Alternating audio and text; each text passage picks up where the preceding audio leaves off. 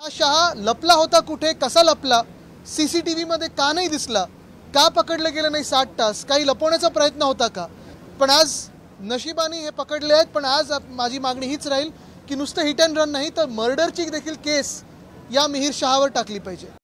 त्यातून ती घटना झाली आणि त्याच्यानंतर ज्यावेळी ते हिट अँड रन म्हणतो आपण, पण आमचं तर म्हणणे ते हिट अँड रन नाहीच आहे, तो एक मर्डर आहे, तो खून आहे. कारण त्याच्यानंतर त्यांनी गाडी थांबवण्याचा प्रयत्न केला, त्या महिलेने सांगण्याचा प्रयत्न केला की काय केलं तू, आमचं नुकसान केलं. त्याच्यानंतरही सुद्धा गाडी ती भरगाव वेगाने पुढे गेली, त्यांना ती पकडताच आली नाही मग त्यांना, आणि ते दिशामागे चालत गेले. म्हणजे सांगायचं तात्पर्य असं की जर ती गाडी थांबवली असती तर कदाचित ती महिला आज आमच्याकडे आज असता, त्या जिवंत असत्या, त्या मुलांसाठी त्या मोठा सहारा झाला असता. परंतु दुर्दैवाने असं झालेलं नाहीये आणि त्यामुळे आमचं म्हणणं आहे की त्याच्यावरती 302चा गुन्हा दाखल करण्यात यावा.